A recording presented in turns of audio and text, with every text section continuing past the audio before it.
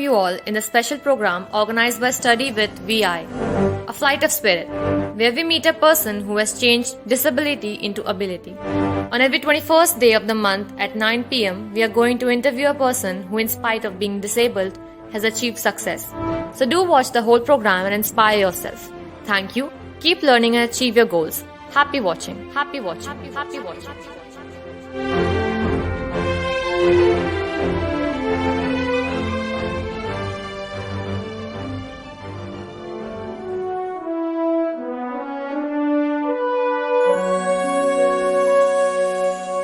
Hello everyone, a flight of spirit इस programme में आप सभी का बहुत बहुत स्वागत है।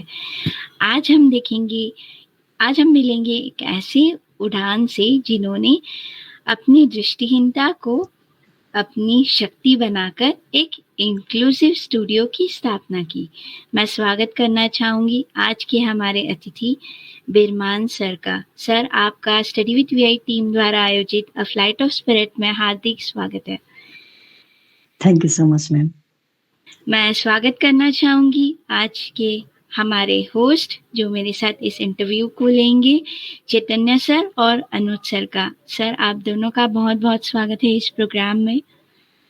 मैं स्वागत करना चाहूँगी हमारे अन्य टीम मेंबर्स का, हमारे president Prince sir, vice president Neetu ma'am, हमारे founder and CEO Shubham sir और हमारे अन्य डिपार्टमेंट्स जैसे कि टेक्निकल और जनरल डिपार्टमेंट के अन्य टीम मेंबर्स का भी स्वागत करना चाहूँगी, ऑडियंस का जो हमें किसी भी माध्यम से सुन रहे हैं।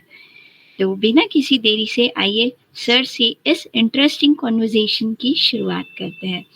तो सर, हम आपके बारे में थोड़ा सा जानना चाहेंगे कि आप कहाँ से हैं, आपकी विजन स्टेटस और आप करेंटली क्या करते हैं। सभी का गुड इवनिंग। मेरा नाम बिरमान तामाङ है और मैं सिक्किम इंडिया से बिलोंग करता हूँ। नॉर्थ ईस्ट में है सिक्किम। और मैं एक्चुअली मेरा बाई बर्थ तो नहीं, लेकिन 18 महीने में मेरा मेजल्स जो बीमारी होता है, एक तरह का वायरस होता है, उसी में ब्लाइंड हुआ हूँ। और उसके बाद मैं स्कूलिंग किया सिक्किम में ही, है ना, ब्लाइंड स्कूल से। उसके बाद मैं क्लास 12 तक पढ़ाई किया। उसके बाद कॉलेज ग्रेजुएशन कंप्लीट की और उसके बाद मैंने अभी स्टूडियो बनाया है अपना खुद का। और वहाँ पे मैं अभी स्टूडियो में काम कर रहा हूँ। जस्ट 6 महीने और 7 महीने ही हुए हैं स्टूडियो चलाते हुए, लेकिन उससे पहले भी मैं काम कर चुका हूँ और more than 400 to 500 official songs और कवर सॉन्ग्स में काम कर चुका हूँ और मैं सिक्किम का रहने वाला हूँ। बहुत बहुत धन्यवाद सर। आपके बारे में जानकर तो बहुत अच्छा लगा और आपने ये साबित कर दिया कि दुनिया आंखों से नहीं लेकिन दिल की आंखों से भी देखी जा सकती है। सो बहुत बहुत धन्यवाद सर एंड कॉन्ग्रेचुलेशंस अपनी लाइफ में जो भी अचीव किया है। सो मैं जानना चाहूँगी कि आपने एक स्टूडियो ओपन किया है, तो उसके पीछे का इंस्पिरेशन क्या रहा या फिर आपने इस फील्ड में उतरने के बारे में क्यों सोचा?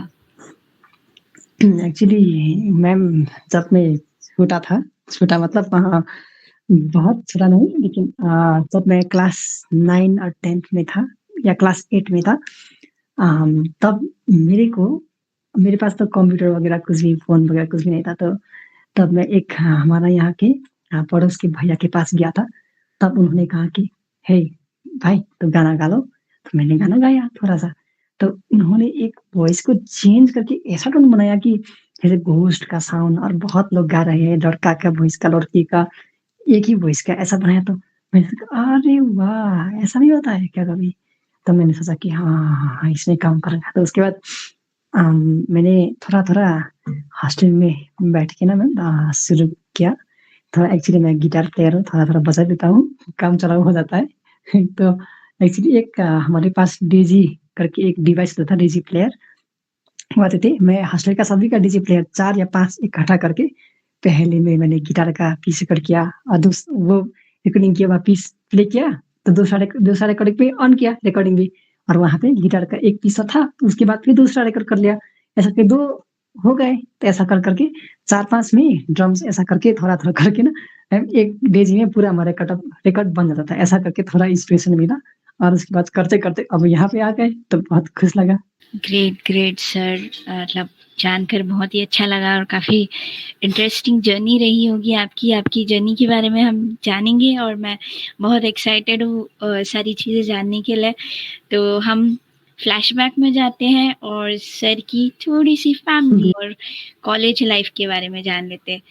तो सर सबसे पहला क्वेश्चन आपका रहेगा कि आपने अपनी एजुकेशन कैसे कंप्लीट की? आप स्पेशल स्कूल में थे, नॉर्मल स्कूल में थे और लाइक कैसे आपने एडमिशन लिया और कैसे स्कूलिंग कंप्लीट हुई? एक्चुअली मैम हमारा यहाँ पे ब्लाइंड स्कूल है, जवाहरलाल नेहरू मेमोरियल इंस्टीट्यूट करके स्कूल है सिक्किम में। एकमात्र स्कूल है, ब्लाइंड स्कूल है। वहाँ तक हमारा 5 तक है। 5 तक हम वहाँ पे ब्लाइंड स्कूल कर सकते हैं। तो उसके बाद वो 5 कंप्लीट होने के बाद हमारे पास स्कूल नहीं है। मतलब ब्लाइंड के लिए जो स्कूल होता है वो स्कूल नहीं है। लेकिन एक अच्छा चीज़ ये है कि हम वहाँ पे हॉस्टल है, तो हॉस्टल में हम बैठ सकते हैं। और 2 स्कूल हायर किए हैं इंक्लूसिव एजुकेशन के थ्रू से कि हम 6th जो क्लास है 6th से लेकर जितना भी पढ़ाई करना चाहें ग्रेजुएशन तक, वहाँ तक हम नॉर्मल स्कूल में नॉर्मल बच्चों के साथ हम पढ़ाई करते हैं। तो जब क्लास 5 खत्म हुआ तो उसके बाद हम सीनियर सेकेंडरी, हम बॉयज़ लोग बॉयज़ सीनियर सेकेंडरी और गर्ल्स लोग गर्ल्स सीनियर सेकेंडरी जाते थे हॉस्टल से। तो ऐसा करके क्लास 12 तक कंप्लीट हो गया।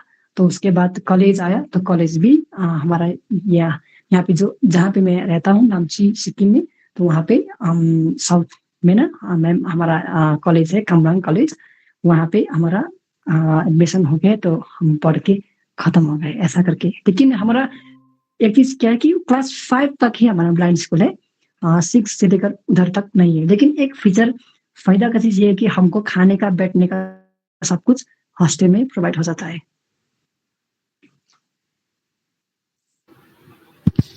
ओके, तो सर आपकी स्कूल लाइफ में जब आप 5th के बाद साइटेड स्कूल में जाने लगे तब कोई चैलेंजेस आपने फेस किए हो या फिर कुछ ऐसा जो आप हमारे साथ शेयर कर पाएँ?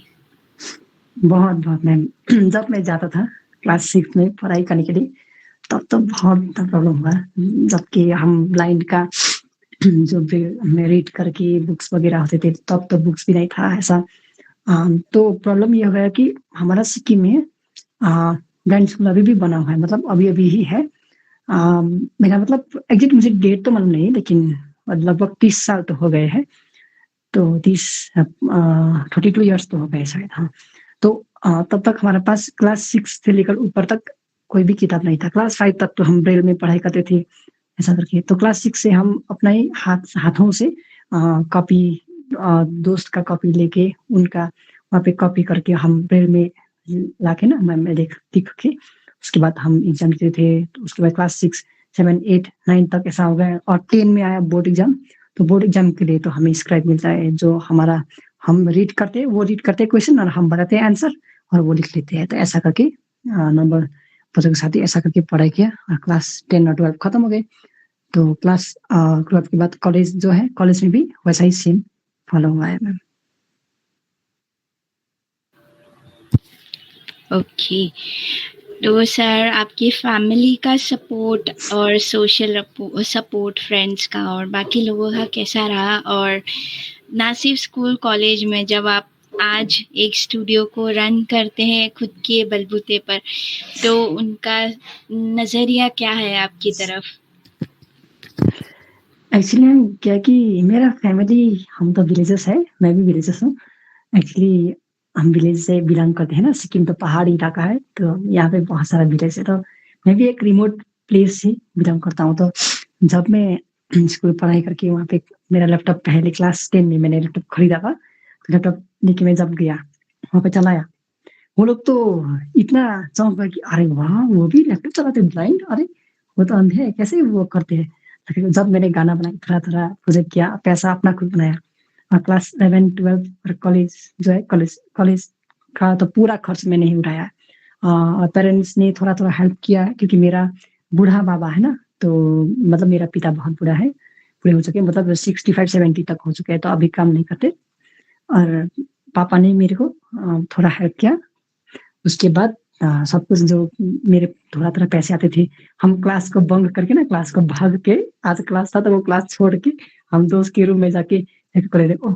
रेकॉर्ड कर रहे हैं करके जाके इधर-उधर खिड़कियाँ सब ब्लैंकेट से ऐसा बंद करके ना मैं रिकॉर्ड करते थे। तो ऐसा करके थोड़ा-थोड़ा 2-4 पैसे बना लिया, वही पैसे से कॉलेज खत्म किया और उसमें जितना पैसा आया था वही पैसे से बचा-बचा के रख-रख के लगभग 70,000-80,000 का पैसा इकट्ठे हो गए थे प्रोजेक्ट से। तो वो पैसे से मैंने पूरा स्टूडियो बना लिया मैम, ऐसा है। और मेरा दोस्त लोग है, सर लोग जो मेरा एक सर है, बहुत हेल्प करते हैं मुझे स्टूडियो बनाने में और वो आखिर है, इसलिए स्पेशल एजुकेटर है हमारा, तो वो बहुत मुझे हेल्प करते हैं और मेरा दोस्त लोग भी थोड़ा-थोड़ा जितना हो सके उतना तो वो हेल्प करते हैं। Yes sir, that's absolutely nice. But sir मेरा ये क्वेश्चन यहाँ अराइज हो रहा है कि म्यूजिक इज येट अनदर एकदम टोटली डिफरेंट फील्ड है। Generally visually impaireds are very familiar and very close to music, but उसको प्रोफेशनली जाना और म्यूजिक प्रोडक्शन में जाना, ये अपने आप में खुद ही एक्सेप्ट करना बहुत बड़ी बात है कि मैं एक डिफरेंट फील्ड में जा रहा हूँ।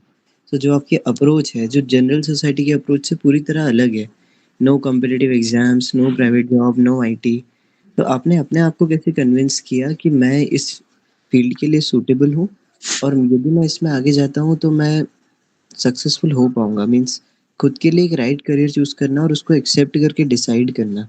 सर आपके माइंड में कभी नेगेटिव नहीं आया है कि it may be possible risky होगा म्यूजिक प्रोडक्शन में जाना? सर तो आपकी क्वेश्चंस बहुत अच्छा है, बहुत खास है। एक्चुअली क्या है कि म्यूजिक में कभी ऐसा मतलब ऐसा सोचना नहीं चाहिए कि हम फ्यूचर को लेकर ना हम नहीं सोचना चाहिए, क्योंकि जब हम फ्यूचर सोचते हैं तो फ्यूचर के लिए तो कभी हम मतलब फ्यूचर में हम ऐसा बनेंगे, ऐसा होता है, ये तो कभी हम सोचना नहीं चाहिए। क्योंकि बात क्या होता है कि मेरे को म्यूजिक इतना अच्छा लगा कि मतलब मैंने कहा ना सर, मेरे को म्यूजिक बहुत पसंद है। जब छोटा था तब से भी थोड़ा-थोड़ा मुझे म्यूजिक करना अच्छा लगता था। और एडिटिंग वगैरह तो वो तो मैंने खुद ऐसा थोड़ा-थोड़ा दोस्त के साथ गिटार बजा के ऐसा थोड़ा हो गया। तो एक्चुअली क्या था कि सोसाइटी से अलग से आपने कहा सर, जो अलग है, बिल्कुल अलग है सोसाइटी से, कि हम म्यूजिक में ब्लाइंड लोग बहुत आते हैं। लेकिन एक्चुअली क्या है कि सोसाइटी जो सोचते हैं ना वैसा नहीं है हमारे अंदर।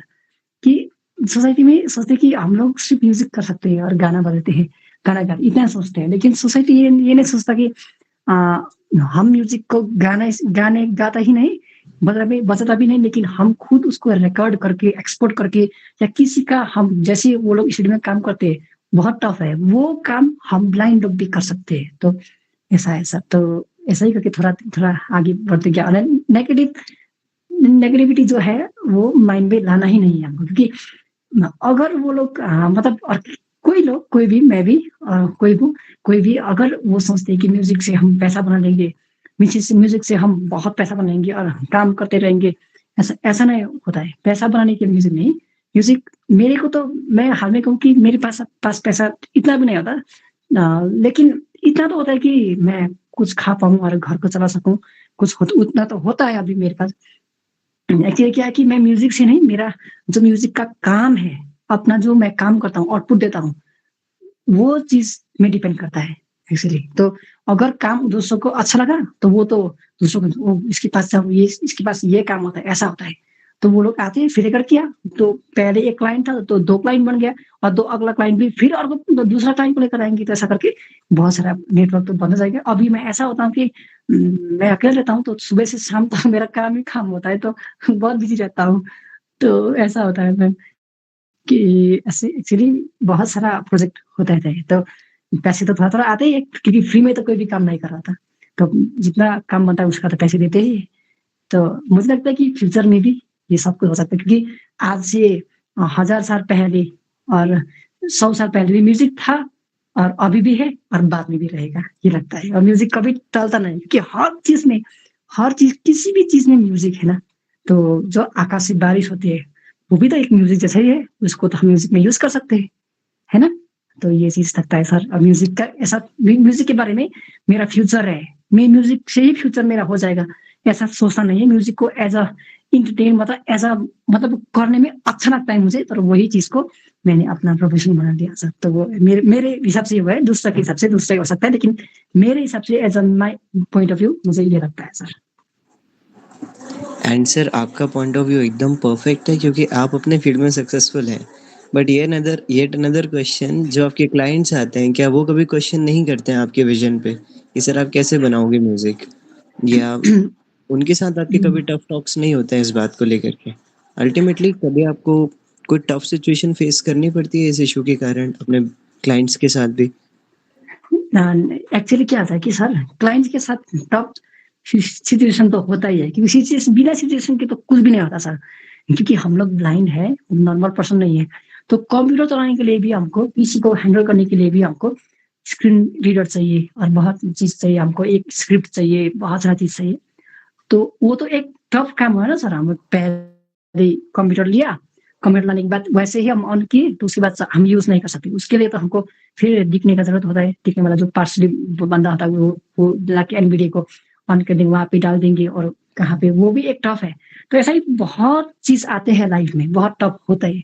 जैसे कि मैंने स्टूडियो रन किया, रन कर रहा हूँ अभी भी थोड़ा थोड़ा। पहले तो टफ होता है, लेकिन बाद में जाके थोड़ा थोड़ा थोड़ा उसको हैंडल करना चाहता है सर। ये मुझे लगता है सर, अगर थोड़ा थोड़ा चीज पहले आ गया तो गिव अप करने लगा, तो गिव अप करते वक्त बाद में तो फिर वो बंदा कुछ भी नहीं कर सकते सर। ये होता है, मुझे ये लगता है।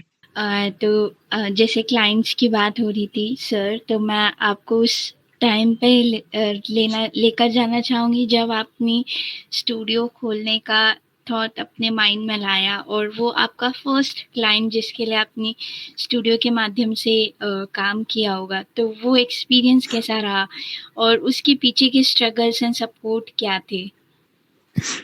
एक्चुअली मैम, सबसे पहले मैंने जो प्रोजेक्ट किया, जो प्रोजेक्ट हम मतलब मैंने किए थे पहले, जब स्टूडियो मेरा खुल गया, तब तो मेरा ही पहचान का है ना, मेरा ही पहचान का बंदा आ गया था। क्योंकि कोई नया वाला बंदा को तो मालूम नहीं है कि मैंने स्टूडियो खुला है अभी, मतलब ऐसा करके मालूम नहीं था। तो अभी भी थोड़ा थोड़ा आ गया है, लेकिन पहले मतलब उनको तो मालूम था मेरा क्या करता हूँ, तो उनको तो उसके लिए तो वे नई बात नहीं था, मतलब एकदम नई बात नहीं था। तो मैं आपको एक भी चीज बता रहा हूँ मैम, कि जब मेरा नया वाला क्लाइंट आ गया, जिसको मैं म्यूजिक करता मालूम नहीं है, वो आ गया, तो क्या कहा उन्होंने, भाई एक बार रिकॉर्ड करना है। हाँ करेंगे सर, क्यों नहीं, रिकॉर्ड कर लेंगे। तो उसके बाद उन्होंने गाया, डेमो गाया, रिकॉर्ड किया, मैंने बनाया। अरे भाई तुम ऐसा इतना जल्दी करते हो काम, जो हम इतना लेट होता है हमारे पास, तुम्हारे पास इतना जल्दी हो जाता है। अरे तुम भाई तुम जीनियस हो, तुम भी ऐसा करके कहते थे। तो मेरे को, नहीं नहीं मैं कुछ जीनियस नहीं हूँ, मेरे को जिसने बनाया वो जीनियस है, मैं कुछ भी नहीं हूँ करके मैंने कह दिया। तो ऐसा ही करके थोड़ा थोड़ा रिएक्शन था। बहुत क्वेश्चन पूछ रहे थे जब मैं काम करता हूँ, तो अरे तुम कैसे कर लेते यार, ये यहाँ पे या ये भी थे, फिर उसके बाद ये कैसे कर लेते। मैंने कहा सीखने का है, पहले सीख लीजिए, हो जाएगा, मैं भी कर सकता हूँ, तुम भी कर सकते हो। अरे बिल्कुल बिल्कुल करके ऐसा करके बात होता है।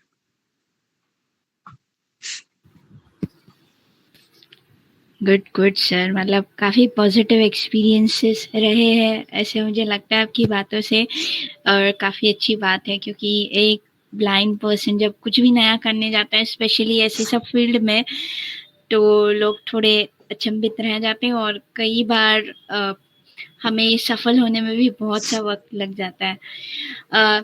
सर मैं आपसे ये पूछना चाहूँगी कि आप सिक्किम एक स्टेट से हो जहाँ पे अवेयरनेस की बहुत ज़्यादा कमी है, मतलब कंपैरेटिवली अगर हम इंडिया में बात करें, तो आप जब छोटे थे स्कूलिंग डेज में, या फिर जब अपने स्कूल में एडमिशन भी नहीं लिया, जब आप विजुअली इम्पेयर्ड हो ये पता चला, तो उस टाइम पे मतलब कैसे मैनेज किया, और आपकी पढ़ाई के लिए और आगे सारी चीज़ों के लिए रिसोर्सेस आपको कैसे मिलते थे? क्या उतनी चीज़ें अवेलेबल है सिक्किम में?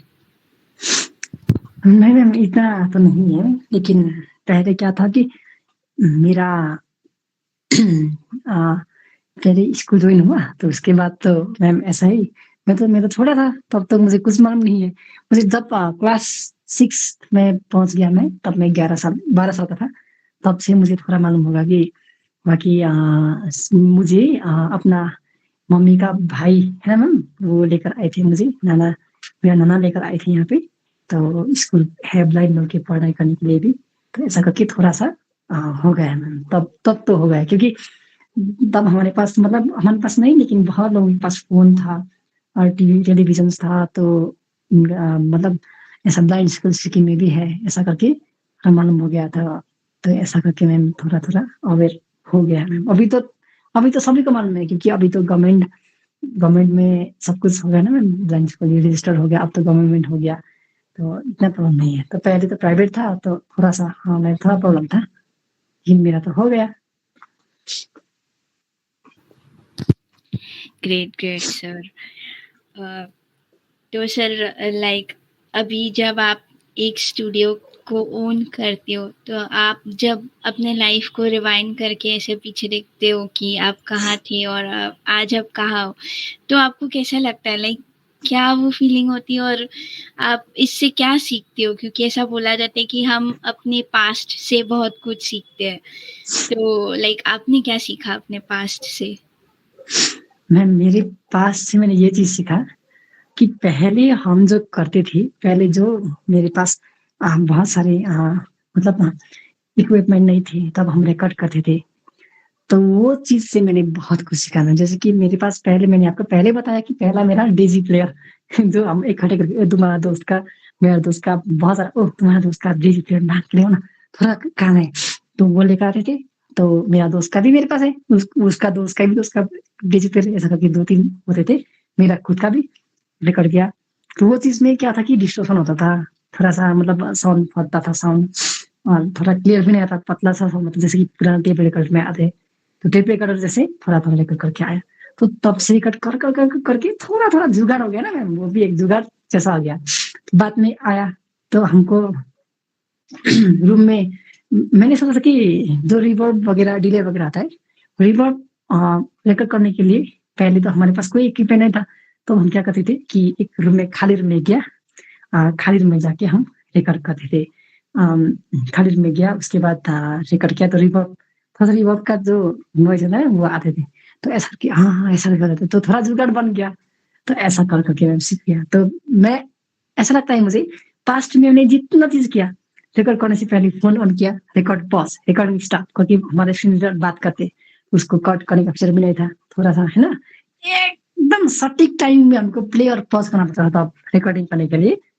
एक बंदे के हाथ में एक डीजी प्लेयर, दूसरे का 2, और जब बी लीड का पार्ट आए, कुछ पार्ट आए, तो तब वो डीजी प्लेयर प्ले कर देता था। तो इतना टाइम बता था, एक टाइम में 1 सेकंड भी ढीला नहीं। अभी तो सॉफ्टवेयर आ गया है, लेकिन पहले तो ऐसा नहीं था।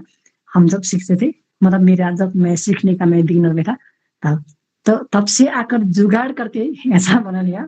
तो अभी ना मैम, अभी आप मुझे अगर कहें तो आप अगर एक भी या या कुछ भी एक साउंड दे दीजिए, उसे मैं म्यूज़िक में टर्न कर सकता हूँ सॉफ्टवेयर के थ्रू।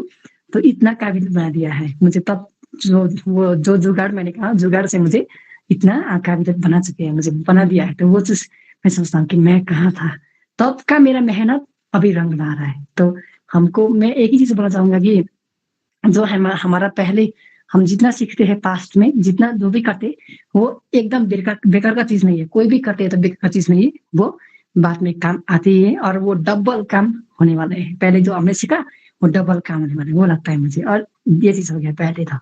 और दूसरा चीज़ मुझे क्या लगता है कि पास्ट में मैंने जितना गलती किया ना मैम, टाइमिंग मेरा कभी-कभी डीजे प्लेयर पे होता था, थोड़ा 1 सेकंड लेट, कभी-कभी 2 सेकंड लेट होता था। तो ऐसा कर के मैंने सीख लिया, मतलब लेट होता था। तो अभी जब मैं टाइमिंग फिक्स करने के लिए बैठ गया, मुझे टाइमिंग का, अब अभी मुझे टाइमिंग का अच्छा खासा ज्ञान हो गया है कि अभी मैं रिकॉर्ड करने जाता हूँ, तो मेट्रोनोम में पूरा टाइमिंग में मैं प्ले कर सकता हूँ। तो ये चीज़ होगा। तो मैंने क्या किया, एक तरह से एक गलती से मैंने गलतियों से मैंने सीख लिया कि ये नहीं करना, ये नहीं करना। तो 2 ही चीज़ें मैं व्यूअर्स को यही कहना चाहूँगा कि पहली चीज़, जो पास्ट में मतलब जो भी अभी आप सीख रहे हैं, जो भी कर रहे हैं, वो बेकार का मत समझिए। कोई भी काम हो, वो बाद में डबल होके आपके पास आएगा, आपके लिए वो आएगा, वो आपका प्रैक्टिस है। और दूसरा चीज़, हमारा अपना गलती जो होता है, वो गलतियों से हम सीखते हैं कि कैसे टाइमिंग फिक्स करना है, क्या करना है। पहली बार मैंने थोड़ा-सा ईक्यू कर दिया, थोड़ा हाई बूस्ट कर दिया। दूसरी बार वो ये गाना में थोड़ा बूस्ट कर दिया हाई, थोड़ा लो, थोड़ा-सा उसको कट करना है, बूस्ट नहीं करना है, थोड़ा हटाना है। ऐसा करके गलतियों से हम सीखते हैं। वो 2 ही चीज़ मैं व्यूअर्स को और आप सभी लोगों को वही कहना चाहता हूँ, और मैंने भी वही सीखा है मैम, अभी भी सीख रहा हूँ ma'am. Hats off to you sir. और बहुत अच्छा लग रहा है आपके बारे में जानकर। और सच में पास्ट की गलतियों से जब हम सीखते हैं तो हम और ज़्यादा बेहतर बनते हैं अपने अपने लाइफ्स में। सो कभी पछताना नहीं चाहिए कि काश मैंने ये किया होता या मैंने ऐसे क्यों किया था, बल्कि उसे सीख कर आगे बढ़ना चाहिए। Thank you so much sir, अपनी इतनी इंटरेस्टिंग बातें हमें बताई।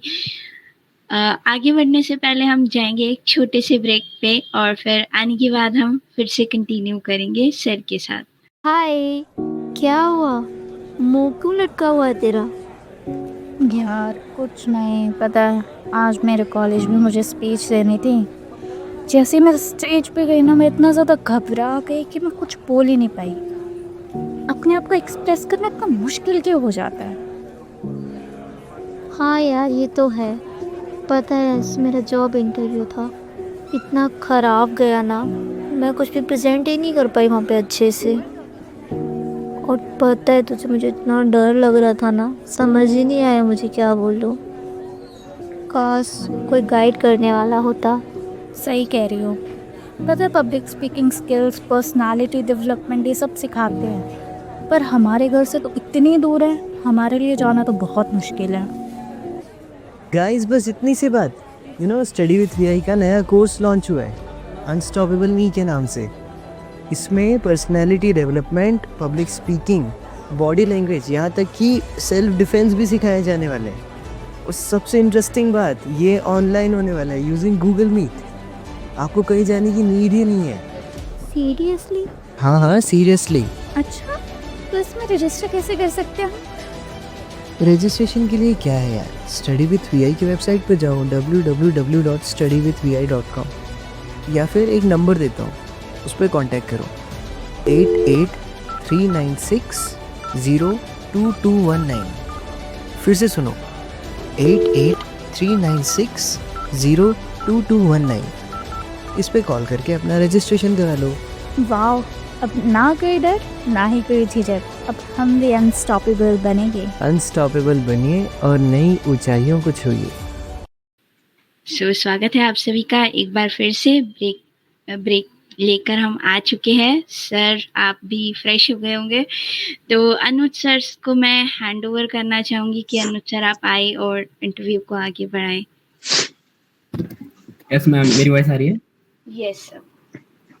तो सर, जैसे आप म्यूजिक की फील्ड में आए, तो जैसे सॉफ्टवेयर और टेक्निकलिटीज की आपने काफ़ी बात करी अभी तो जैसे कंप्यूटर, जब आपके पास कंप्यूटर आया, तो तब ये ऑडियो इंजीनियरिंग या फिर ऐसा कुछ मतलब आपके दिमाग में, क्योंकि कंप्यूटर जब शुरुआत में मेरे पास भी आया था, तब मेरे इस फील्ड के बारे में आइडिया भी नहीं था। मतलब ये था कि हाँ, रिकॉर्डिंग और ये सब होता है, इफेक्ट्स लगते हैं, लाइक ऐसी चीज़ें आने लग गई थी 2016-17 तक।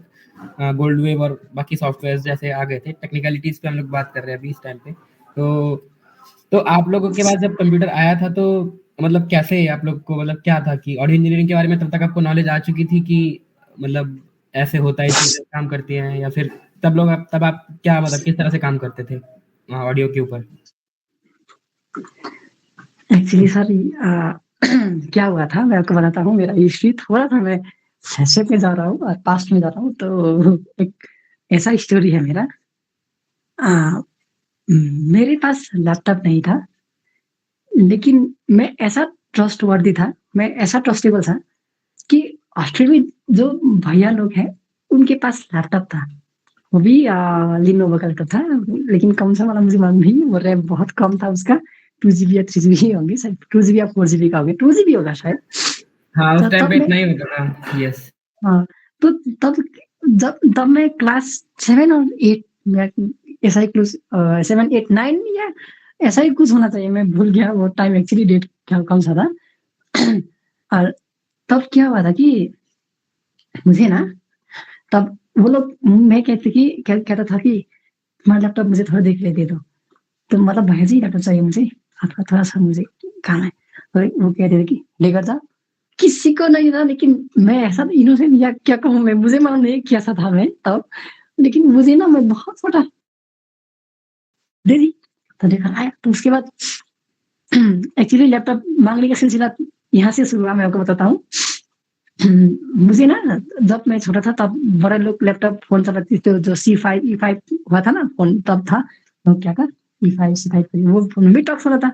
तो वो भैया लोग चलाते-चलाते मेरे को भी थोड़ा-थोड़ा सुनने का आदत पड़ गया था। मैं भी थोड़ा-थोड़ा यूज़ कर सकता था। मतलब वो मतलब समझता था मैं कि ये बात कर रहा है, ये बात है। फास्ट में भी थोड़ा-थोड़ा मुझे मालूम होता था।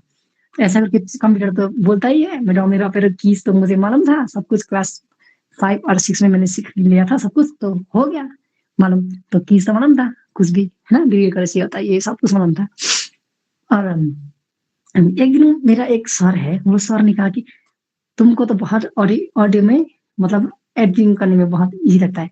तुमको मैं एक चीज़ बताऊँगा कि उन्होंने मुझे डीजी प्लेयर में एडोब ऑडिशन 1.5 का रेडियो उड़ान करके एक यूट्यूब चैनल है, वहाँ से डाउनलोड करके दे दिया। तो मैं बैठ गया कोने में, यस। जो जो कोने में ऐसा वो पावर प्लग होता है ना बैठने का, मतलब हीटर वगैरह चलता है, वहाँ पे डेज़ी मेरे पास डेज़ी की बैटरी खराब हो चुकी थी तब तो मैं वहाँ पे चार्जर लगा के बैठ गया। 1 घंटा 30 सेकंड 1 घंटा 30 मिनट इतना ही मतलब होना चाहिए वो वीडियो अभी भी है रेडियो रन में। तो मैं बैठ गया और प्ले करके सुन लिया। इतना इंटरेस्टेड एक बार सुना तो पूरा का पूरा मुझे सब कुछ मालूम हो गया कैसे करना है, एक बार में। तो उसके बाद लैपटॉप माँगा, महेश रवि से। तो लैपटॉप इंस्टॉल किया, वो एडोब ऑडिशन सब कुछ हो गया, सब कुछ मुझे मालूम तो था। तो एक बार में ही मैंने पूरा ट्रैक में वो लोड करना, रिकॉर्ड करना सब कुछ आ गया था। तब तो ईयरफ़ोन का माइक यूज़ करते थे हम। बाद में फ़ोन में शिफ्ट हो गए। फ़ोन का लैपटॉप मतलब फ़ोन से ऑडियो करके हम डाल के वहाँ पे एडिटिंग करके कर सकते थे। तो ऐसा कर के थोड़ा करके जब भी टाइम मिला, हम खाना खा के कुछ काम रिकॉर्ड करने जाते थे। रिकॉर्ड किया, डेज़ी में रिकॉर्ड करने गया, वो एडिट लेकर जाके वो भैया के लैपटॉप में डाल के फिर एडिटिंग ऐसा करके सीख लिया। तो बाद में जाके ऐसा हुआ कि हमने एडोब ऑडिशन जो 1.5 है, अभी भी मेरे पास अपडेट पड़ा हुआ है। वो एडोब ऑडिशन 1.5 में तो कोई वीएसटीज़ वगैरह सपोर्ट नहीं है, कुछ भी नहीं। उसमें जस्ट ऑडियो डालो और कीबोर्ड मतलब इफेक्ट बनाओ, इफेक्ट लगाओ, हो जाता है। तब क्या किया कि हम कीबोर्ड म्यूजिक 2.4 करके एक सॉफ्टवेयर है ना, ब्लाइंड हेड करते हैं, अभी भी होगा शायद, तब से मैंने डाउनलोड किया था। किसी ने मुझे डाउनलोड करके दिए थे, तो वो कीबोर्ड म्यूजिक 2.4 सॉफ्टवेयर था उसका। उसमें तो बहुत रेटिंग्स आती थी, वहाँ पे साउंड नहीं आता था, वो भी मोनो में एक तरह का वो सीन है। वहाँ से रिकॉर्ड किया, एकदम गलती बिना रिकॉर्ड किया, मतलब ऐसा सिस्टम साउंड रिकॉर्डिंग ऑन करके रिकॉर्ड किया पूरा एकदम टाइम, मतलब मन में मैं माइंड में गा रहा हूँ गाना को करके, और उसी से रिकॉर्ड किया, वो रिकॉर्ड किया साउंड इधर ले जाके स्ट्रिंग्स का सब कुछ और बर्ड्स में एडिटिंग करके इधर कट करके जोड़ के मैंने 7 सॉन्ग बनाए, 7 सॉन्ग पूरा 7 गाना और वर्जन में रिकॉर्ड में बनाए। और तब मैं गाना बनाने बैठ गया, तो सुबह से लेकर शाम तक गाना, खाना खाने के लिए और नेचुरल कॉल्स के लिए ही हम जाते थे। 3 दिन 3 रात के अंदर मैं एक बार भी नहीं सोया, एक बार भी मैं कुछ भी नहीं किया। मैं बेड में बैठा, काम किया, ऐसा करके 7 सॉन्ग, एक भी नहीं 7 सॉन्ग एडोब ऑडिशन में पूरा हमने कंप्लीट किया है। तो ये फ़ोन के माइक से और डीजी प्लेयर के माइक से रिकॉर्ड करके हमने पूरा करके, अभी भी वो सॉन्ग मेरे पास है थोड़ा, है ना? तो ऐसा करके हमने इतना इंटरेस्ट था, तो तब इंटरेस्ट से ऐसा करके थोड़ा-थोड़ा सीख कर बाद में रिपर तो आ गया। तो रिपर का भी मेरे एक ग्रुप था, वहाँ ग्रुप पे मालूम हो गया कि रिपर करके कुछ सॉफ्टवेयर होता है, वहाँ पे रिकॉर्ड होता है। तो ब्लाइंड हैपेंड गया डाउनलोड, वो रिपर है या नहीं चेक किया, डाउनलोड किया। उसके बाद एक वीडियो था, अभी भी है, और डे एक्सेस करके चैनल है उसका, वो मोहम्मद रशीद या क्या नाम है वो भैया जी का, उन्होंने बनाया था इंग्लिश में वीडियो। तब मैं हेडफोन लगा के सुनने बैठ गया, उसका वीडियो था 59 मिनट का और दूसरा था 28 मिनट का। वो दोनों वीडियो एक बार में प्ले किया तो पूरा एक बार सुनते ही पूरा मालूम हो गया। और उसके रात में मैंने ट्विंकल ट्विंकल लिटिल स्टार जो उन्होंने सीखा था उसका ही मोटिवेटेड वर्जन, मतलब मैं मोटिवेट हुआ था तो मॉडिफाई वर्जन उसका, और बहुत अच्छे से पूरा उसमें नोट आगे सब कुछ करके पूरा कंप्लीट कर देते रात में। तो ऐसा करके थोड़ा आगे बढ़ गया। ओके, तो रीपर, और जैसे आपने बताया कि ये सॉफ्टवेयर्स पहले बहुत लिमिटेड थे और एक्सेसिबिलिटी भी बहुत लिमिटेड थी उस टाइम पे। अब तो काफ़ी खैर अपडेट्स और ये सब चीज़ें आ गई हैं, तो इन सब से तो बहुत सारा बेनिफिट भी होता है वीआई पर्सन्स को। तो जब रीपर पे आप शिफ्ट हुए थे तब से लेके अब तक, जब शिफ्ट हुए थे तब कुछ एक्सेसिबिलिटी चैलेंजेस थे जो आप फेस नहीं करने पड़ते, लाइक क्योंकि बहुत पहले से ये चल रहा है, मतलब 2011 से इसका एक्सेसिबिलिटी पे काम स्टार्ट हुआ था। तो तब से लेके जब आप शिफ्ट हुए, मतलब शायद आपने बताया नहीं अभी तक कि कब हुए थे आप शिफ्ट, बट जब भी आप हुए थे तब से लेके यूआई में कुछ ट्वीक्स हुए, जैसे कि होता है ना कि एक्सेसिबिलिटी इश्यूज आते हैं, फिर सोचते हैं यार हम कैसे करें ये चीज़, तो वो चीज़ ने कभी आपको मतलब वो किया परेशान या फिर उस तरह से कभी? हाँ जी सर, बिल्कुल परेशान होते थे तब। मैं क्लास जब लॉकडाउन हुआ था ना पहली बार, तो मैं क्लास 11 में था, तब मैं रीपर में गया था। तब तो लॉकडाउन था, बहुत टाइम ही मिल गया सीखने का और गया वहाँ पे, तो रीपर ऐसा सीख लिया। तो मुझे तब तो मुझे इतना मालूम था कि एक्सेसिबल पीएसटीज पे क्या होता है, मतलब ऐसा कुछ भी प्लगइन नहीं मालूम नहीं था। जस्ट फ्री प्लगइन यूज करते थे, वहाँ पे जितना प्लगइन प्रीसेट आता था वही यूज किया। उसके अलावा गिटार वगैरह वो तो हम मतलब लाइव ही कर लेते हैं थोड़ा। तब तब भी मैं गिटार तो फोन से लेकर कर लेता था, तो ऐसा करके ऐसा कुछ प्रॉब्लम नहीं था मेरे पास। तो बाद में जाके जब प्लगइन्स वगैरह होता है बहुत सारा, तब मुझे प्रॉब्लम हुआ। लेकिन उसके बाद मैंने उसका बहुत सारा फोरम है, ऑनलाइन वेबसाइट वगैरह है, एक्सेसिबल म्यूजिक प्रोडक्शन, बहुत सारी फॉर एक्सेसिबिलिटी वीक, ये सब बहुत सारा है। तो वहाँ पे जाके और व्हाट्सएप ग्रुप में भी जुड़ गया था मैं, बहुत सारा दोस्त के कहने पर, बहुत सारा दोस्त है। तो उसके बाद वहाँ से वो टूल्स वगैरह स्क्रिप्ट वगैरह ढूंढ लिए। तो उसके बाद तो ऐसा प्रॉब्लम तो आते हैं थोड़ा थोड़ा, लेकिन उसको हम थोड़ा सा देखने वाला लोग को लेके मेरा थोड़ा सा काम कर दीजिए, ये इसके बाद ये नेक्स्ट प्रीसेट कर दीजिए, नेक्स्ट प्रीसेट कर दिया, उसको सेव किया प्रीसेट, ऐसा ट्रैक कंप्लीट या प्रीसेट सेव कर दिया, ऐसा करके थोड़ा थोड़ा जुगाड़ लगा के हम करते हैं। यस बिल्कुल, मैं भी इस चीज़ से रिलेट कर सकता हूँ, ये तो आप भी जानते होंगे। तो बिल्कुल सर। बाकी जैसे अभी बात हो रही थी कि मैम ने जैसे पूछा कि फील्ड में आने से पहले, अच्छा जैसे मैं भी यहाँ पे एक स्टोरी शेयर करना चाहता हूँ। मैंने भी काफ़ी स्टूडियोज़ में ना, लोकल स्टूडियोज़ में इंटर्नशिप के लिए एक आध बार ट्राई किया था। तो वो लोग पूछते थे कि आप लोग किस सॉफ्टवेयर पे काम करते हो, तो वो लोग को ये कुछ, मैं पहले यहाँ पे व्यूअर्स को समझा देना चाहता हूँ कि मतलब ना ये सॉफ्टवेयर थोड़ा ना टेक्निकलिटी में थोड़ा जाना पड़ेगा, क्योंकि तभी आप लोग को शायद समझ में आएगा। क्योंकि रीपर एक, जैसे आपको सबको फैमिलियर है कि एक ऑडियो टूल्स का फिर प्रोफेशनल एक सॉफ्टवेयर है जिसमें ऑडियो से रिलेटेड सारा काम होता है, mixing, music production, mastering, editing, सब कुछ होता है। तो ऐसे ही और सॉफ्टवेयर्स भी हैं, लेकिन रीपर एक ब्लाइंड फ्रेंडली सॉफ्टवेयर है, इसलिए इसकी ज़्यादा बात होती है। बाकी जो इंडस्ट्री स्टैंडर्ड सॉफ्टवेयर्स हैं जैसे लॉजिक प्रो हो गया, क्यूबेस, इनमें भी सेम काम होता है, लेकिन एक जैसे होता है ना कि लोग बहुत टाइम से यूज़ करते आ रहे हैं, तो एक वो बन चुका है कि यही सॉफ्टवेयर चलते हैं, इनमें ही होता है, इसके अलावा कोई सही नहीं है।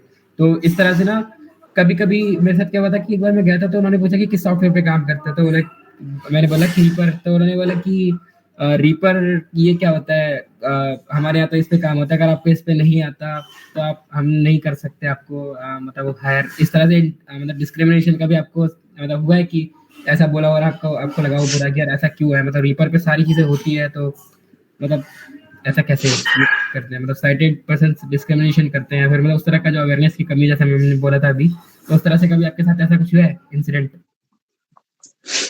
मेरे पास ये बहुत बार हुआ है। एक्चुअली क्या होता है, मैं स्टूडियो लोग के साथ नहीं, लेकिन बहुत सारे लोग मेरे पास क्लाइंट लोग आते हैं, तो वो लोग भी अपना खुद का वोकल करते हैं, खुद का मतलब पियानो, मतलब थोड़ा थोड़ा वो जितना कर सकते हैं उतना करके मेरे पास ले आते हैं। उसके बाद रिमेनिंग काम मैं कर देता हूँ। तो एक्चुअली क्या हुआ था, मैं तब उन्होंने कहा कि मेरे को भी आपको साथ जो क्वेश्चन पूछा था आपका स्टूडियो वालों ने, लोकल स्टूडियो में, वैसा भी रघुवीर पूछा कि तुम कौन सी वाला सब्जेक्ट बताओ। मैं क्या था, रीपर। अरे ये क्या होता है यार, इसमें तो कुछ भी नहीं आता, मतलब इसमें तो क्या होता है वो तो कभी सुना नहीं।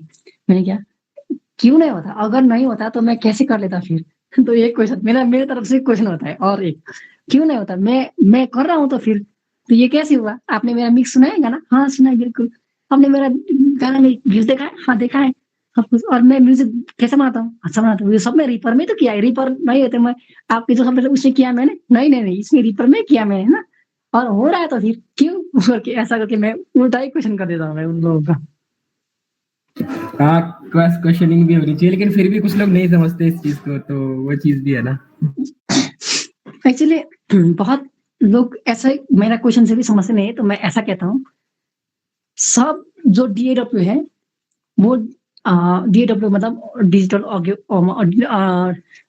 ऑडियो वर्क स्टेशन कहते हैं हमको, DAW है ना, इसका डिजिटल ऑडियो वर्क स्टेशन है।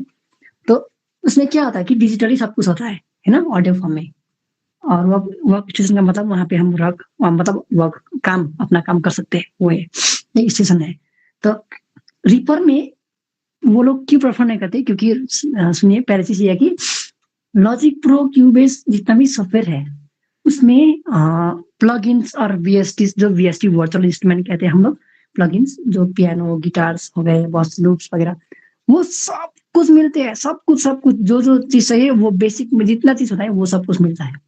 लेकिन इधर रिपर में हमें कुछ भी नहीं मिलता, जस्ट सॉफ्टवेयर मिलता है, लेकिन बेसिक प्लगइन्स मतलब जितना प्लगइन चाहिए, डीएसआर से लेकर हुआ, एम से लेकर सब कुछ मिलता है, लेकिन पियानो वगैरह ऐसा ड्रम्स कुछ भी नहीं मिलता है। रिपर में इतना ही डिफरेंट है।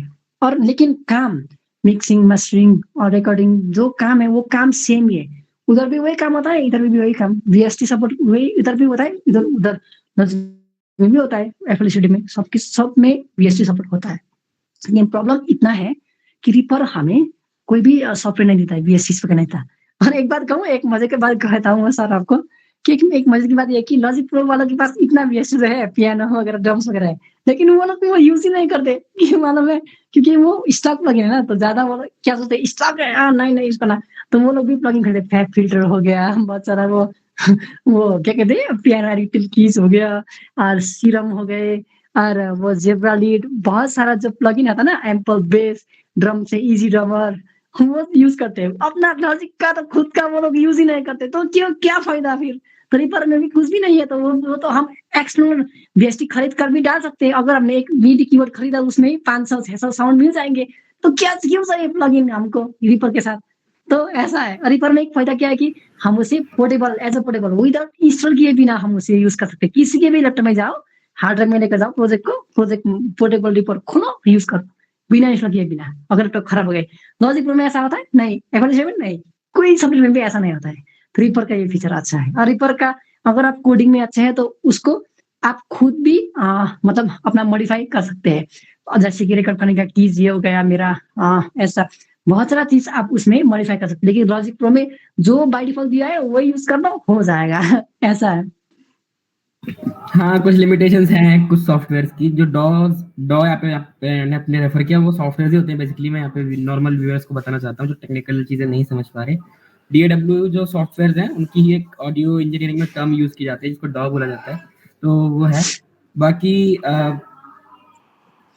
जैसे मैं इंस्पिरेशन वाइज पूछना चाहता हूँ कि जो और ब्लाइंड पर्सन इस फील्ड में आने का सोचते हैं या फिर सोच रहे हैं, जैसे क्योंकि बहुत म्यूजिक सबके लिए बहुत म्यूजिक इज लाइक मतलब होता है ना कि फ्रीडम फॉर द सोल होता है किसी किसी के लिए, तो वो वाली चीज़ है। तो जैसे मान लो कुछ इंजीनियर्स हैं या फिर कुछ लोग जो परस्यू कर रहे हैं, वो सोच रहे हैं कि इस फील्ड में मैं चाहता हूँ करियर बनाना, तो उनके लिए आप कुछ टिप्स देना चाहो, लाइक कि आपका पहला जो बिल्कुल फर्स्ट प्रोजेक्ट था उस पे अगर आप मतलब कुछ रिवील कर सकते हो कि कितना अर्निंग्स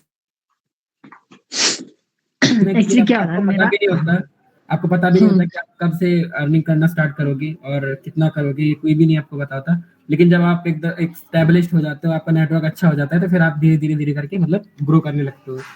तो ये चीज है। तो मतलब इस पे आपके टिप्स और कुछ ओपिनियंस में जानना चाहता हूँ। पहले चीज मेरा टिप्स ये है कि अगर आपको सब्र चलाना आ गया और आप अच्छे से काम कर रहे हैं, तो अगर आप काम अच्छे से कर रहे हैं, तो आपको वो एक सोशल मीडिया या किसी को भी, आपका दोस्त या किसी के पास लेकर जाना पड़ेगा और आपको उसे सुनना पड़ेगा। अगर उनको काम पसंद आया तो नेक्स्ट टाइम से आप उसे थोड़ा थोड़ा पैसे लेके, है ना, 200, 500। मेरा तो पहले प्रोजेक्ट का प्राइस था 50 रुपीज। एक पूरा गाना करने का 50 रुपीज मिला था मेरे को। पूरा गाना मतलब कवर सॉन्ग, मतलब ऐसा ट्रैक में लिख रहे थे और गाना गाते थे। तब रिकॉर्डिंग करता था मैं फोन के माइक में। तो तब से शुरू होके आज मेरा रिकॉर्डिंग का रेट है, एक कवर सॉन्ग का 1000 रुपीज लेता हूँ मैं रिकॉर्ड और मिक्सिंग को पूरा कंप्लीट करने के लिए। तो कहाँ का 50 रुपीज, कहाँ का 1000 रुपीज, है ना। ऐसा करके थोड़ा थोड़ा इंक्रीज होता है। मतलब म्यूजिक में दिया मैं पैसा बना लेता हूँ, अब मैं म्यूजिक करता हूँ, सब कुछ ऐसा नहीं होता है। थोड़ा मेहनत करके हम आगे बढ़ते हैं, उसी हिसाब से हमारा वो भी होता है। अगर शुरू में ही हमको महंगे माइक मिल गए और अच्छा सा प्रियंक मिल गया, साउंड कार्ड मिल गया, कमरा वगैरह सब कुछ मिल गया, तो बाद में अगर उनमें से आपका एक इक्विपमेंट कभी भी खराब हो गए तो आप क्या करोगे फिर। तो प्रॉब्लम यहाँ पे आता है कि अगर हमने बिगिनिंग से सीखा हुआ है तो हम तो वो जुगाड़ करके कहीं से भी लेकर आएंगे ना, कहीं से भी कर सकते हैं। तो ये चीज होती है। और म्यूजिक में मैं ये टिप देना चाहता हूँ कि शुरू से बिगिनिंग से जो आपके पास अभी इक्विपमेंट, जैसे कि आपके पास ईयरफोन पड़ा हुआ होगा, है ना, फोन में मिला होगा, और वो है, और आपके पास सिंपल लैपटॉप है, और आपके पास स्पीकर, ब्लूटूथ स्पीकर होंगे, तो वहां पे आप म्यूजिक, उतने में आप म्यूजिक बना सकते हैं। अभी तो मेरे पास मिडी कीबोर्ड भी नहीं था पहले, तब मैं कंप्यूटर का मिडी कीबोर्ड, जो वर्चुअल मिडी कीबोर्ड है, वहां से मैं कर देता था। तो ऐसा करके थोड़ा थोड़ा थोड़ा जुगाड़ करके आपको सीखना चाहिए और करना चाहिए। अगर आपके पास मिडी कीबोर्ड खराब हो गए, आपका प्रोजेक्ट है 10-20 हजार का प्रोजेक्ट है, अगर आपके पास आ गया, तो आपके पास मिडी कीबोर्ड से आप हर रोज करते, हर रोज आपका ऐसा ही माइंड बन गया। अगर मिडी कीबोर्ड ही खराब हो गया, तो आपका वो 20 हजार का प्रोजेक्ट आपको कल रात, मतलब कल सुबह तक आपको जैसे भी करके देना है, तो आप क्या करेंगे फिर? तो इसीलिए शुरू से लेकर बेसिक जो है, वहां से ही आपको सीखना पड़ेगा, और वहां से सीखने वाला जो होता है, वो कभी हार नहीं होता, हार नहीं खाते, और वो लास्ट तक एकदम उसको क्या कहते हैं, एक्सपायरी डेट जैसा होता है ना, वैसा नहीं होता है उसका। मतलब लास्ट टाइम तक वो टिकते रहते हैं। वो कहना चाहता हूँ मैं। ओके, तो जैसे कि अभी यहाँ पे बात हुई टेक्निकलिटीज की, और मेरा भी यहाँ पे यही है कि जैसे कुछ लोग को मैंने भी देखा है कि जो लोग बोलते हैं कि स्टूडियो यार मेरे को म्यूजिक बनाना है, तो उसके लिए अच्छे इक्विपमेंट्स चाहिए, बहुत महंगे इंटरफेस और ये सब चाहिए। तो ऐसा नहीं है, जब सब शुरुआत करते हैं तो अल्टीमेटली बिल्कुल जीरो से ही करते हैं। जो जितने भी आप बड़े लोगों को भी सुनोगे जो ऑडियो इंजीनियरिंग फील्ड में या फिर में है, तो उनका भी शुरू का ऐसा ही होता है कि वो पहले फोन पे करते थे, फिर उसके बाद धीरे धीरे करके चीजें उन्होंने उनको अर्निंग स्टार्ट हुई, फिर उन्होंने वहां से फिर वो स्टार्ट किया। तो ऐसा ही है मेरा भी। मैं अगर एक्सपीरियंस शेयर करूँ तो मैंने भी इस फील्ड में आने से पहले बिल्कुल ऐसे ही, क्योंकि मैंने सीखा भी वीरमान सर और इन सब से ही है, तो मैंने भी इस तरह से ही स्टार्ट किया था कि फोन, लैपटॉप था मेरे पास डिसेंट उस टाइम पे फॉर्चुनेटली, बट फोन और फिर इंटरफेस और वो सब चीजें मेरे को आइडिया भी नहीं था उस टाइम पे। मतलब धीरे धीरे करके मेरे को पता था कि उस टाइम पे प्राइसेस और वो सब बहुत हाई होता था, तो धीरे धीरे करके मैंने फिर स्टार्ट किया, फिर चीजें आई, और जैसे जैसे फिर सेविंग्स और मतलब मेरी भी स्टार्ट हुई थोड़ी बहुत अर्निंग, फिर उस हिसाब से फिर मतलब धीरे धीरे चीज आप सिक्वेंशली ग्रो करने लगते हो।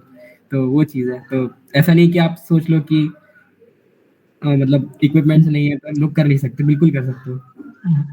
जरूर सर, आपने जो कहा वो बिल्कुल सही है। जैसे कि अभी आप लोग सोच रहे होंगे कि मेरी स्टूडियो बहुत स्टेब्लिश हो गया है, अब मैं रिकॉर्ड करने लगा हूँ। ऐसा तो है, लेकिन एक्चुअली आप लोगों को मैं अभी का जो मेरा हाल है वो बताऊं, तो क्या है कि मेरा स्टूडियो वोकल बूथ पूरा कंप्लीट नहीं हुआ है ना। मैं अभी भी आया हूँ ना, क्योंकि कॉलेज खत्म हुआ मेरा, सिर्फ 6 महीने ही हो गए, तो थोड़ा थोड़ा मैं ब्लैंकेट्स वगैरह, जो पुराना वाला ब्लैंकेट्स और कपड़े वगैरह होता है, वो यूज करके अभी आप लोग साउंड सुन रहे, इतना डैम्पिंग किया है मैंने, है ना, इतना डैम्पिंग है मेरे पास। तो ऐसा करके थोड़ा जुगाड़ करते हैं। अब मेरे पास जो हेडफोन है अभी यूज कर रहा हूँ मैं, वो हेडफोन है ना सर, वो हेडफोन मेरे पास अभी जो पड़ा हुआ हेडफोन है, वो हेडफोन का प्राइस है सिर्फ 700 रुपए, और वहां से काम चल रहा था मेरा। अरे मेरा मन तो हेडफोन लेने का सोच रहा, लेकिन उसका प्राइस है 15,000 14,000। वो कैसे लेकर आऊं मैं अभी के अभी, तो क्योंकि मुझे रूम का रेंट भी देना है, बहुत सारा कुछ भी करना है, तो इसलिए। और जो लैपटॉप है मेरे पास, वो 4 GB रैम का है और i3 प्रोसेसर है, और ऐसे ही काम होता है। और माइक का स्टैंड जो है मेरा 1000 रुपीज का, और माइक्रोफोन जो मैं यूज कर रहा हूँ 1100, मतलब 11,000 का। लेकिन उनसे ही मैं साउंड को जुगाड़ करके, EQ करके, मैं मतलब वहां पे बहुत मतलब उसको है ना सैचुरेशन करके, ऑडियो कम्प्रेस करके, बहुत जुगाड़ लगा के उनका मैं क्वालिटी देता हूँ 60-70 हजार का। मैं कहता हूँ वैसा करके सीख कर आते हैं। तो बाद में अगर ये चीज सब कुछ आगे गया, बाद में मैंने 28,000 का या 30,000 का माइक ले लिया, तो तब मेरे को इजी होता है ना थोड़ा सा, कि काम करना इजी हो गया। हाँ, मुझे ये भी मालूम है, अगर मेरे पास ये माइक खराब हो गया, कुछ हो गया, हेडफोन खराब हो गया, अरे ईयरफोन लो, ईयरफोन कहाँ पे रहा ईयरफोन, वो उसी काम चल जाएंगे। अरे बिल्कुल, ईयरफोन में भी हम एडिटिंग मिक्सिंग कर सकते हैं, और महंगे दाम का ईयरफोन में भी हम मिक्सिंग कर सकते हैं, वो कोई डिफरेंट नहीं है। और साउंड जो है, साउंड वो बाहर सुनने पर अच्छा होना चाहिए, ऐसा कि नहीं कि बहुत खराब साउंड लगे, ऐसा नहीं होना चाहिए। हेडफोन आपका डिसेंट सा स्टीरियो हो, आपको 300 से 400 का हेडफोन अगर पास हेडफोन या ईयरफोन हो, तो काम चल जाता है, ऐसा होता है। हाँ बिल्कुल, और मतलब ये बात सही है। मेरा क्वेश्चन यहाँ पे ये है कि जो आपने फर्स्ट प्रोजेक्ट किया मतलब ऑफिशियली, और आज तक आपने मतलब अगर ये, क्योंकि इनकम वाइज भी क्योंकि पोटेंशियल लोग जानना चाहते होते, तो अगर आप रिवील कर सको कि मतलब आपने लास्ट जो प्रोजेक्ट किया आज तक, जो सबसे कॉस्टली, मतलब सबसे एक्सपेंसिव लगा हो आपको, मतलब जो मिला हो आज तक सबसे एक्सपेंसिव प्रोजेक्ट आपने कितने प्राइस पे किया है आज तक? मतलब वो प्रोजेक्ट के बारे में आप ऑब्वियसली नहीं बता पाओगे ड्यू टू सम मतलब लीगल वो चीजें, तो बट मैं ये जानना चाहता हूँ कि आप लोग की जो मैक्सिमम इनकम है वो आज तक जो मैक्सिमम प्रोजेक्ट से कितना आपने जनरेट किया है? मैक्सिमम प्रोजेक्ट तो मैं गिनती नहीं कर सकता, बहुत सारा हो गया। ऑफिशियल सॉन्ग्स तो 100 से नहीं, मतलब 200 हो गया होगा शायद। मैक्सिमम एक प्रोजेक्ट पे आपने मतलब जो सबसे हाई हाँ जी। अर्निंग जनरेट हाँ, किया हो वो सबसे प्रोजेक्ट हाई आपका? रेंज एक मैशअप सॉन्ग है। वो मैशअप सॉन्ग में एक्चुअली क्या है कि लाइव इंस्ट्रूमेंट बजा हुआ है, गिटार भी लाइव और जो हमारा इंस्ट्रूमेंट परकशंस वो भी लाइव, और ऐसा करके लाइव प्ले हुआ है। तो रिकॉर्ड करने में भी उन्होंने बहुत टाइम लिया है और बहुत दूर रिकॉर्ड किया। और मैशअप सॉन्ग है 11 मिनट का, तो उनके लिए मैंने लिया है 7000 रुपीज, है ना, मैक्सिमम। तो उसके बाद अभी जो हाल में मैं काम कर रहा हूँ, हाल में मेरा काम हो रहा है, सबसे कम प्राइस, ज्यादा ज्यादा तो छोड़ दीजिए, ज्यादा तो कोई नहीं देता पहले। तो सबसे कम मेरे पास अभी स्टार्टिंग अगर प्रोजेक्ट करना हो तो 7000 to 8000 रुपीज तो लगता है, सबसे कम इतना पैसे। लेकिन अगर मेरे पास दोस्त है, वो किसी का प्रोजेक्ट कर रहा हूँ, उनके पास पैसे नहीं है, ऐसा कुछ कंडीशन है, अगर वो सिंगल आर्टिस्ट है, उसके पास कोई ऐसा जरिया नहीं है, उसका काम नहीं है, वो पढ़ाई करे स्टूडेंट है, तो मैं भी तो पहले स्टूडेंट था, तब तब का मुझे दुख कष्ट जो भी होता है वो मुझे मालूम है। तो इसलिए उन्हों को मैं थोड़ा सा घटा के 6000 या 5000 तक, मैं 4000 तक कर देता हूँ। तो अगर कोई इंटरेस्टेड है तो गाना में ऐसा करके कर देता हूँ मैं अभी। तो ऐसा होता है। वो तो म्यूजिक में ना थोड़ा सा कॉम्प्रोमाइज तो करना ही पड़ेगा, आपको जैसे भी हो कॉम्प्रोमाइज तो करना ही पड़ेगा, ये होता है सर। तो ऑडियो इंजीनियरिंग से रिलेटेड और टेक्निकलिटी से रिलेटेड हमने सारी बातें कर ली हैं। तो मैं शेल मैम को एक बार फिर से मतलब हैंड ओवर करना चाहूँगा ताकि वो बाकी चीज़ें फॉलो अप कर सकें। Thank you so much Anuj sir. Wow, बहुत मज़ा आया आप लोगों की कॉन्वर्जेशन सुन के और एक नए टॉपिक को एक्सप्लोर करने में भी मज़ा आया। सर, हम आपके स्टूडियो के बारे में जानना चाहेंगे कि वो लाइक कहाँ पर है, वहाँ पे किस तरह का वर्क होता है, और स्टूडियो का नाम और बाकी की डिटेल्स। एक्चुअली मैम क्या है कि मेरा, आपने कहा कि स्टूडियो कहाँ पर है, स्टूडियो में है सिक्किम में ही है मेरा, सिक्किम के साउथ सिक्किम में। मेरा बुमटार, हम जो सिटी रहते नामची है, बुमटार हमारा थोड़ा सा रिमोट, मतलब ऐसा विलेज जैसा होता है ना मैम, सिटी का भी स्मॉल सिटी जो अंदर होता है ना, वैसा वो स्मॉल सिटी में हम काम करते हैं। मतलब बाजार में ही तो स्टूडियो नहीं है, क्योंकि बाजार का रेंट और फी वही हिसाब से लगते हैं, तो इसमें थोड़ा सा नीचे है, बाजार से थोड़ा नीचे है। तो स्टूडियो का नाम मेरा इंस्पायरिंग ऑडियो है, कि मेरा ऑडियो सुनकर कोई भी मेरा ऑडियो सुने, ऑडियो रिलेटेड मेरा काम सुने ऑडियो का, वो इंस्पायर हो जाए, इसीलिए मैंने इंस्पायरिंग ऑडियो रखा हुआ है मेरा स्टूडियो का नाम, है ना। तो वो चीज है। और उसके बाद मेरे स्टूडियो में काम होता है अकूस्टिक गिटार लाइव रिकॉर्डिंग का, और इलेक्ट्रिक गिटार लाइव रिकॉर्डिंग का, और गाना बनाना, बीट्स वगैरह रैप सॉन्ग के लिए कोई भी जनर का गाना का बीट्स बनाना, मिक्सिंग का, मास्टरिंग का, वो सब काम, जैसे इसलिए में जो भी काम होता है वही सब काम होता है मेरे पास। और मैं, अगर कोई बाहर का लोग मेरे से काम करना चाहते हैं, जैसे मैंने मराठी सॉन्ग किया है, पंजाबी सॉन्ग किया है, हिंदी भी किया है, और भोजपुरी सॉन्ग भी किया है, तो गजल वगैरह किया है, तो वो सब सॉन्ग म्यूजिक तो देना है, म्यूजिक किया उन लोगों को पूछकर हम ऑनलाइन भी काम करते हैं, एज ऑनलाइन बैठ के ना ऑनलाइन काम करते हैं, और ऑफलाइन भी जो यहाँ पे आ सकते हैं वो लोग ऑफलाइन काम करते हैं। अगर बाहर का बहुत दूर का हो तो हम ऑनलाइन करते हैं। जैसे कि मैंने गिटार कर दिया, गिटार का रिकॉर्डिंग करना है बीरू भाई, ये करना है, कहा था उन्होंने, हाँ बेचती है सर, मैंने क्या करता हूँ, गिटार करके उनको दे दिया, वो मुझे पेमेंट करते हैं गूगल पे में या पेमेंट ऐसे फोन पे, ऐसा कहीं से करके, तो ऐसा करके काम हो जाता है मैम। तो अभी भी सब कुछ, सब काम होता है, मिक्सिंग रिकॉर्डिंग जो चीज है वो सब कुछ होता है मैम। ग्रेट ग्रेट सर, बहुत ही इंस्पायरिंग स्टोरी है आपकी। हमने टेक्निकल चीज़ें की और स्टूडियो, ऑडियो एडिटिंग सबकी बात कर ली, तो इससे हटकर कुछ बात करेंगे आपसे। इसके अलावा सर आपके और कोई शौक रहे, जैसे स्पोर्ट्स में या राइटिंग रीडिंग में या फिर कोई और? मैम मैं स्पोर्ट्स में क्रिकेट खेल लेता हूँ, बहुत अच्छा लगता है मुझे, और चेस भी खेलता हूँ इंडोर गेम में। और वो चीज तो हो गए मैम, दो चीज। और उसके बाद स्नेक्स एंड लैडर्स जो होता है वो भी खेलता हूँ, मतलब मुझे अच्छा लगता है खेलना वो चीज करना।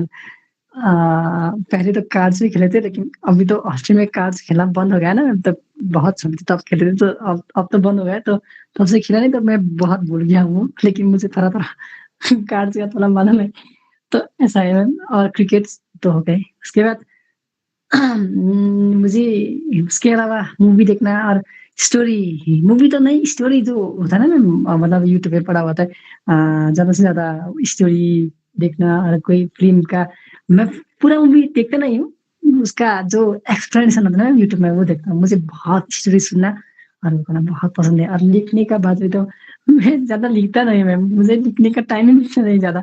मेरे पास माइंड में जो आता है मैं वही सब कुछ म्यूज़िक में उतार देता हूँ, ऐसा लिखने का इतना टाइम ही नहीं मिलता है।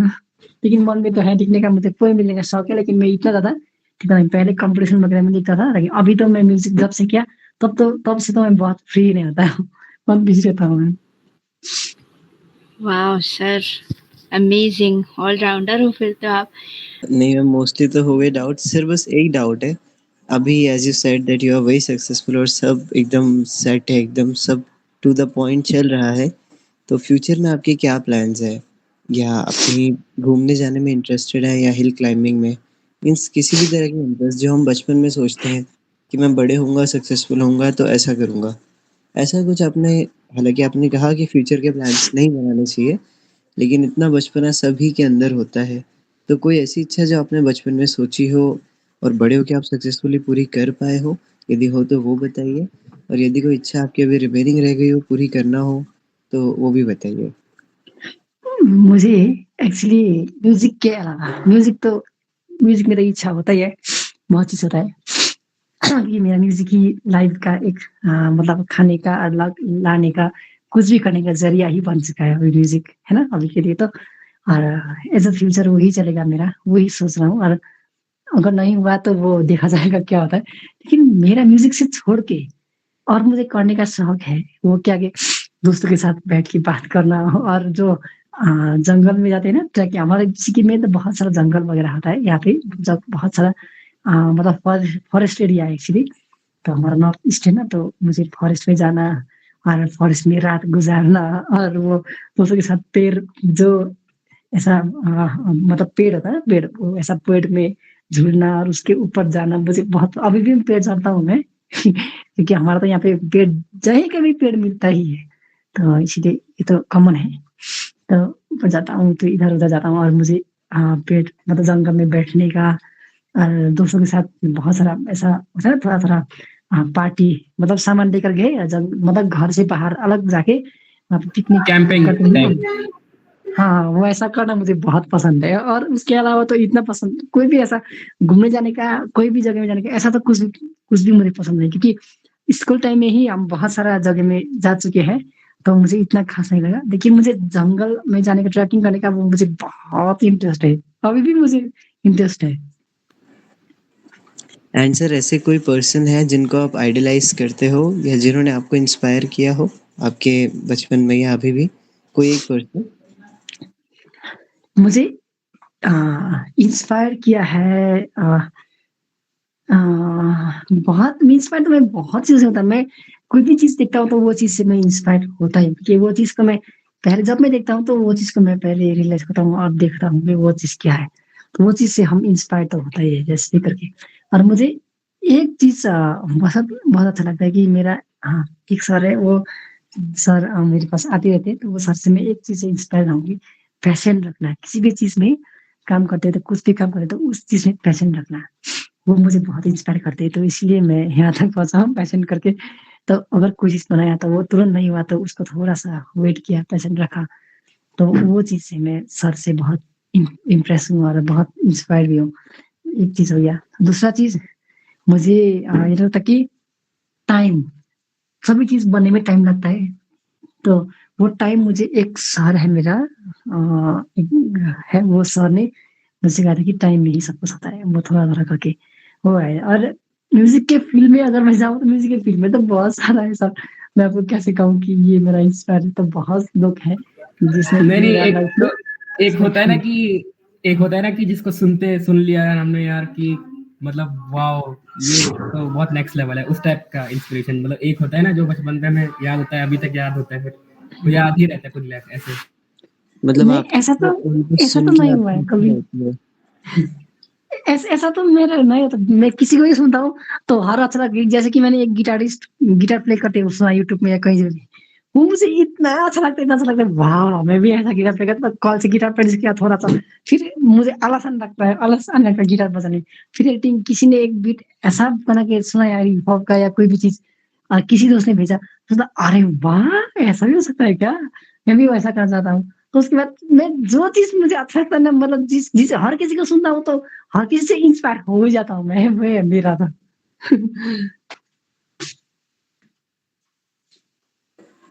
Very very nice sir. Means nature, हमारे चारों तरफ नेचर में इतनी एनर्जी है कि आप कहीं से भी एनर्जी ले सकते हो, इंस्पिरेशन ले सकते हो। अल्टीमेटली आप यही बिल्कुल कहना सर, चाह रहे हैं। हमारे बिल्कुल सर। सराउंडिंग्स में से हम सब कुछ देख के सीख सकते हैं।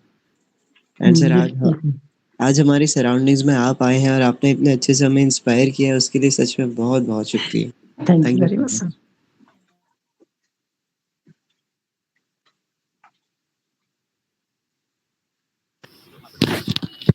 सर, हमारी ऑडियंस, हमारी टीम और सभी श्रोतागणों को आप क्या संदेश देना चाहेंगे आज के इस इंटरव्यू में?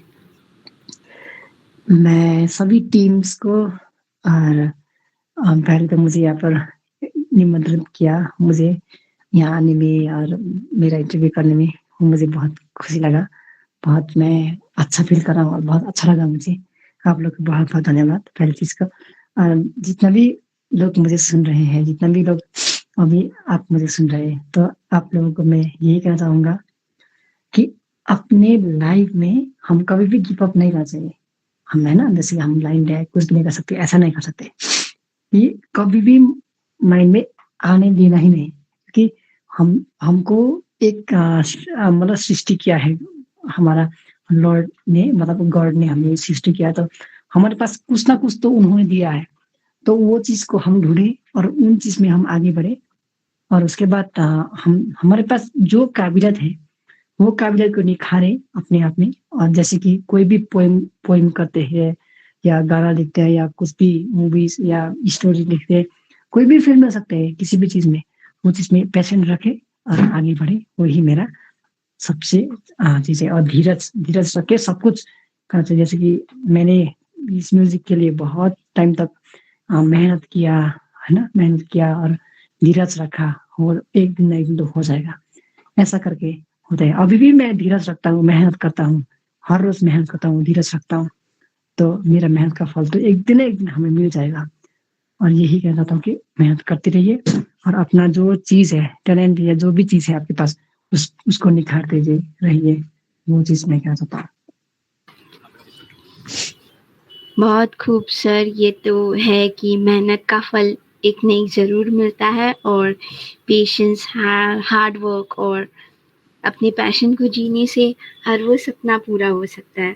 बहुत-बहुत धन्यवाद सर, आप आज हमारे साथ आए। भेदभाव की दीवारों को आपने तोड़ा है और एक ऐसा जहाँ बनाया है जहाँ पर हर रंग के लोग रंग भरकर रचते हैं एक नया गुलिस्ता। बहुत-बहुत थैंक यू। धन्यवाद सर।